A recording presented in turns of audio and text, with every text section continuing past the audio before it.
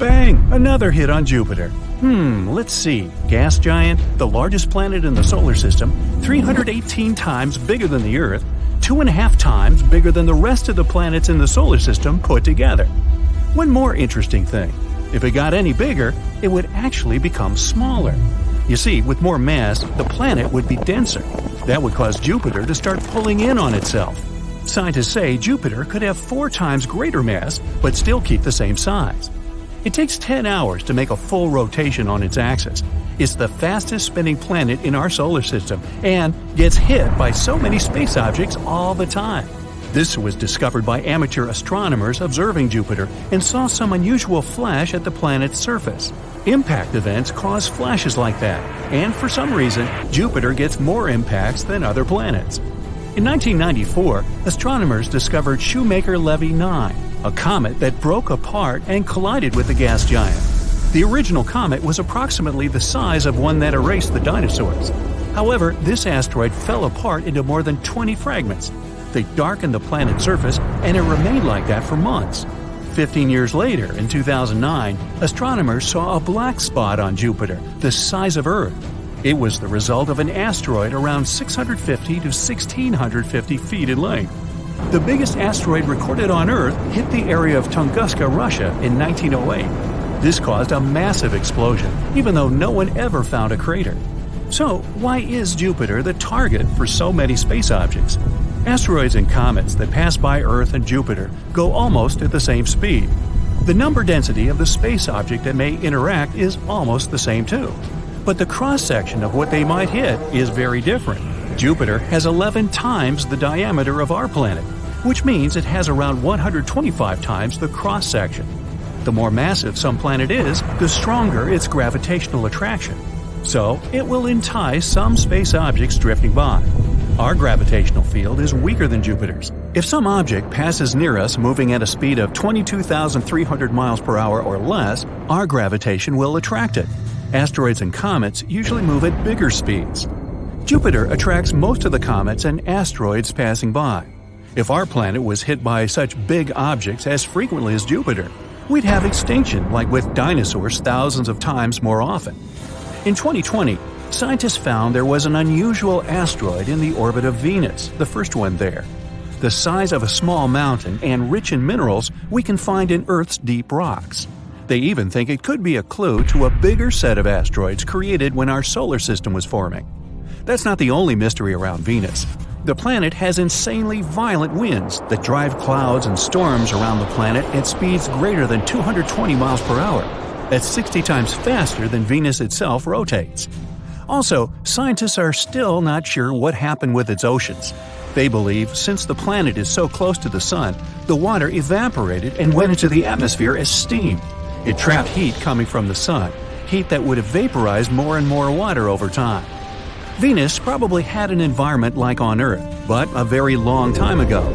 The theory says many comets and asteroids were slamming into Venus. Billions of the planet's pieces were flying all around.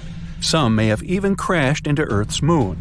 Pieces that slammed into our planet are probably buried very deep, since we have greater geological activity than the moon. Uranus also had a collision, but a more serious one than asteroids. The rest of the planets in our solar system mostly have an axis of rotation that kind of points up from the elliptical plane. Uranus is tilted, lying on the side, so a season there lasts 42 years, when either its south or the north pole is pointed at the sun. Most of the planets also rotate counterclockwise when you see them from above our solar system. Venus does the opposite, which means maybe it was kicked off axis a long time ago. Uranus may have collided with the other space body millions of years ago. When our solar system was still very young, the orbital configuration of Saturn and Jupiter may have crossed. Their gravitational forces kind of created orbital momentum and transferred it to Uranus. That knocked it off axis.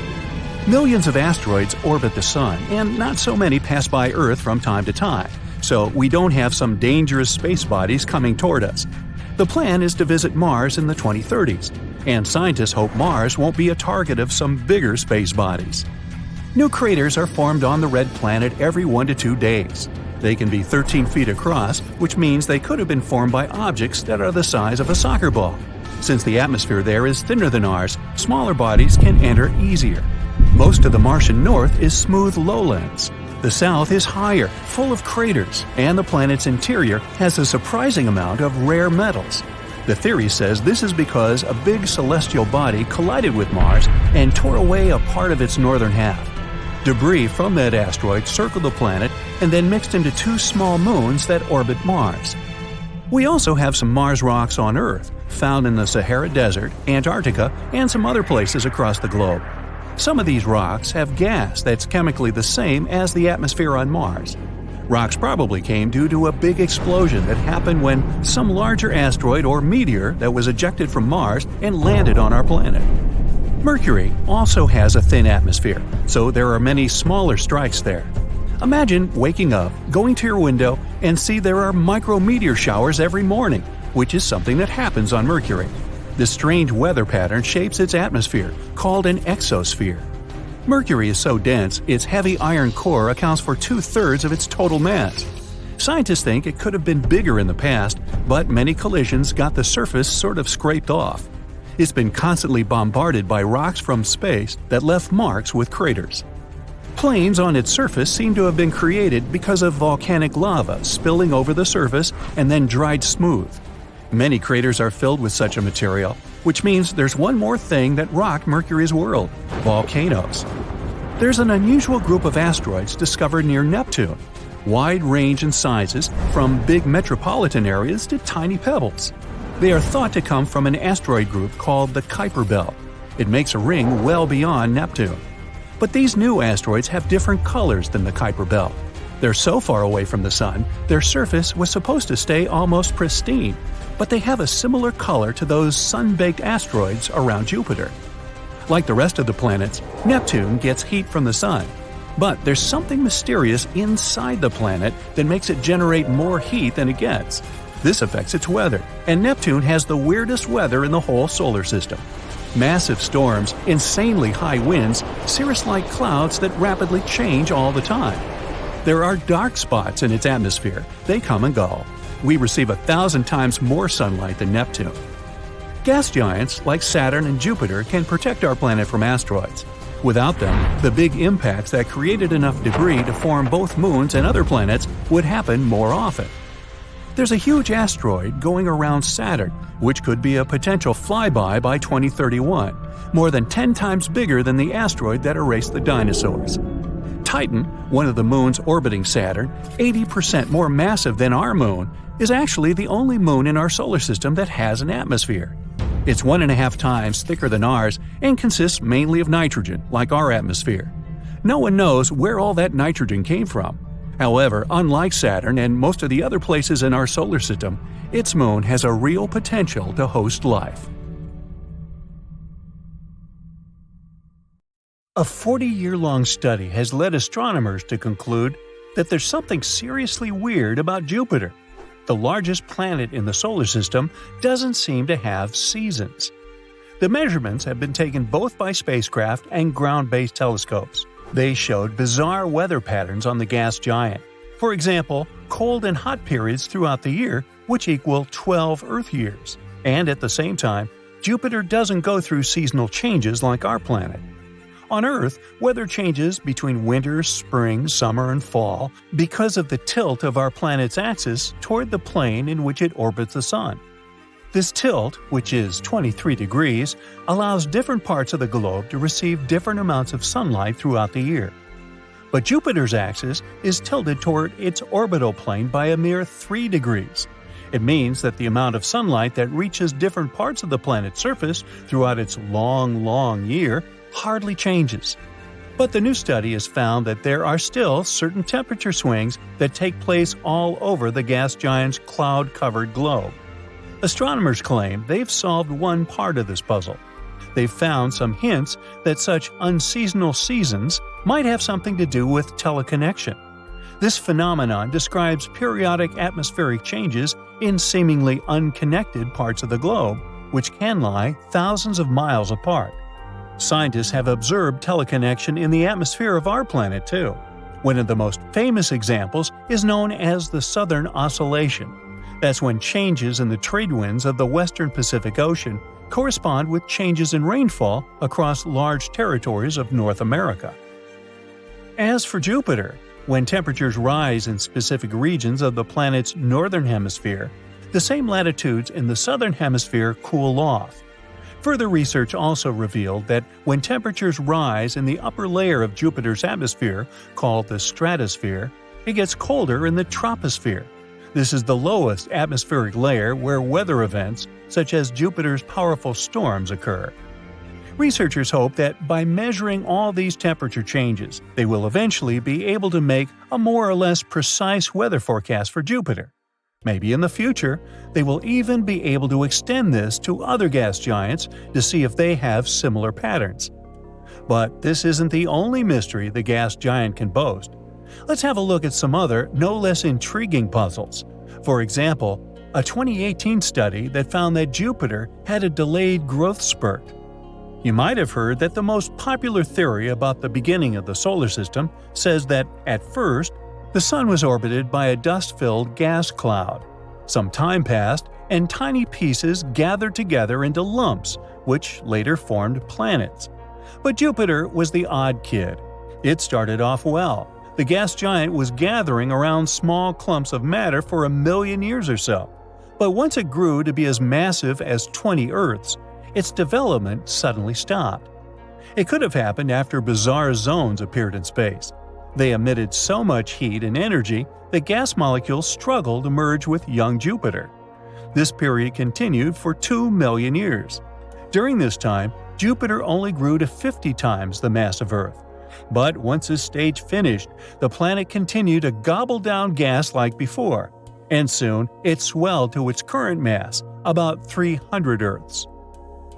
Jupiter's most famous feature is the Great Red Spot, a giant storm raging in the atmosphere of the planet and capable of engulfing 2 Earths.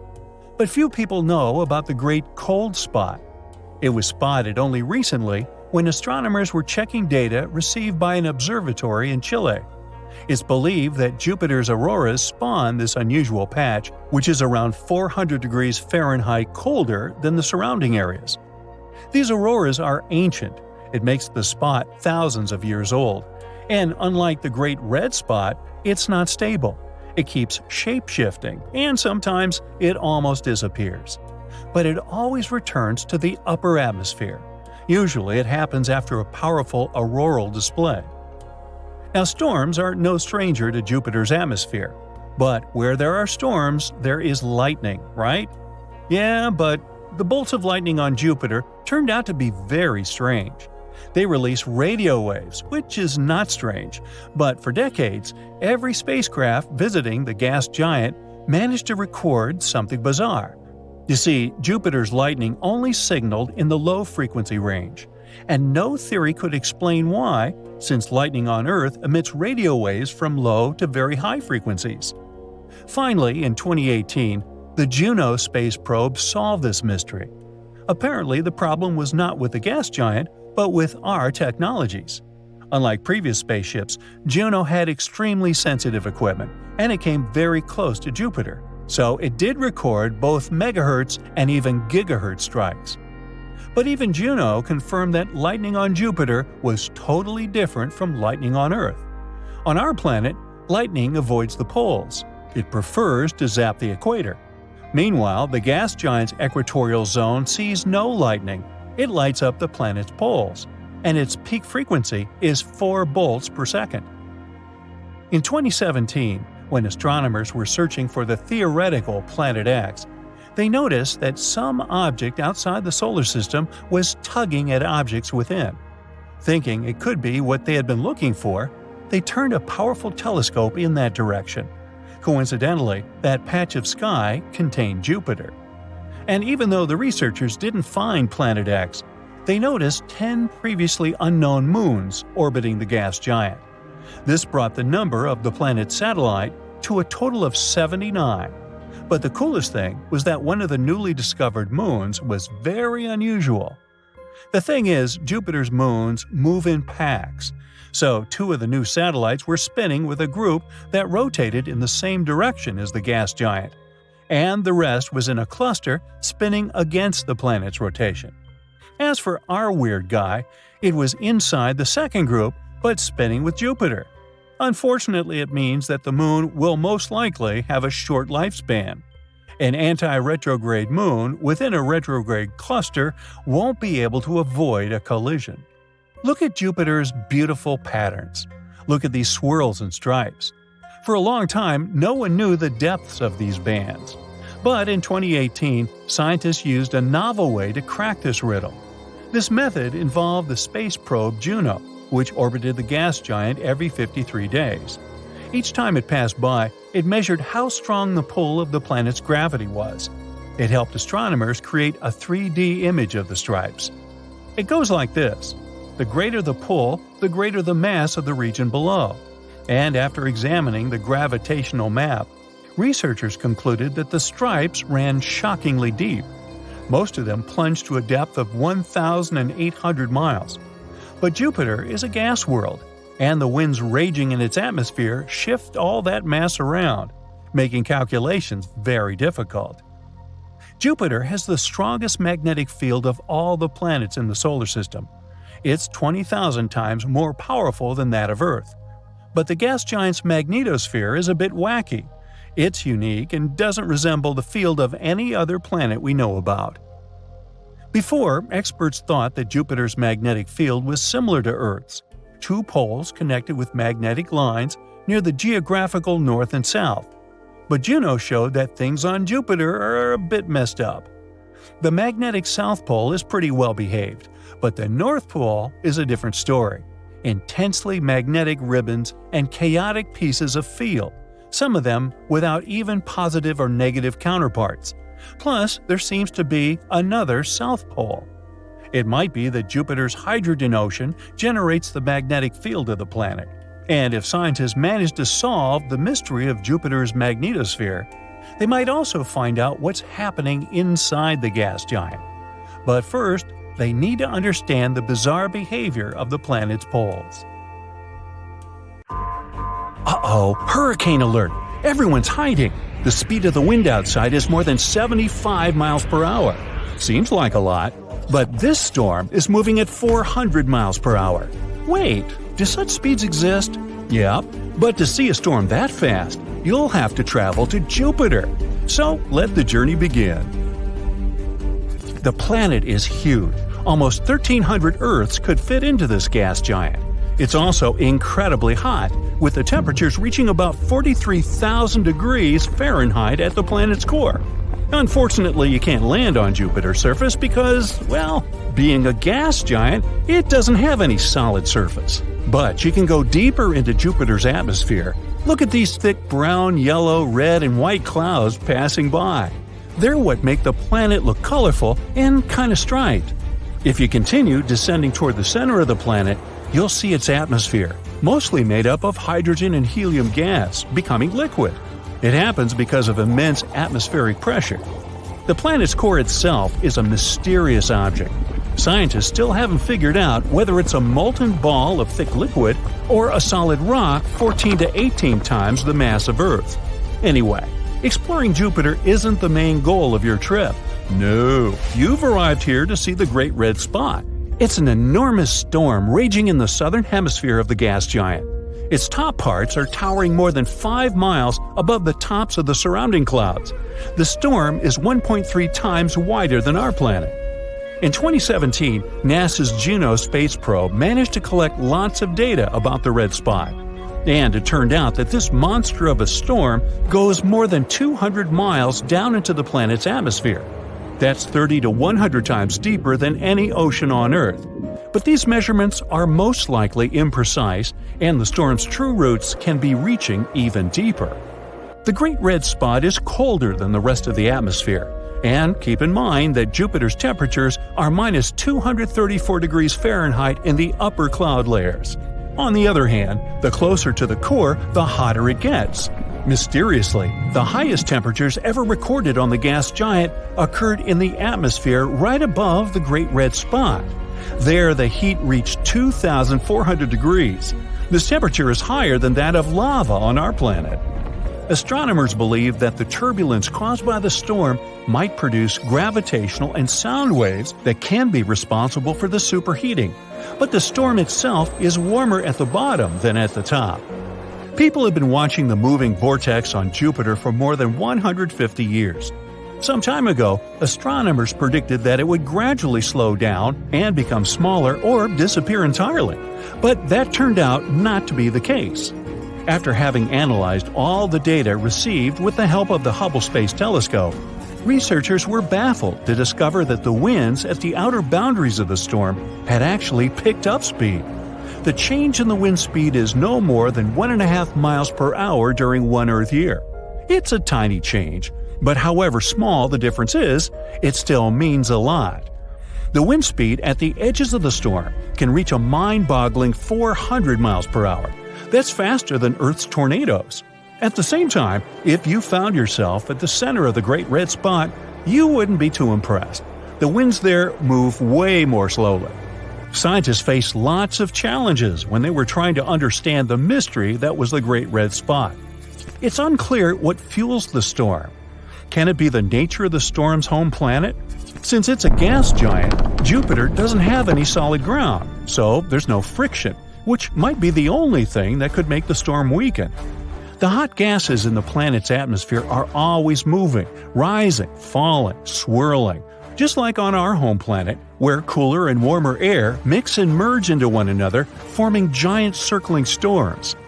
Astronomers think that once, several enormous storms could have come together and created the Great Red Spot.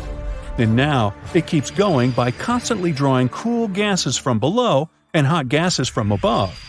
Plus, the storm might be absorbing other smaller vortices. This makes the Great Red Spot even more powerful. Unfortunately, thick clouds on Jupiter don't allow astronomers to see what's going on in the planet's lower atmosphere. Scientists have been speculating on what may hide beneath the Great Red Spot for decades. Is it a massive volcano? Unlikely.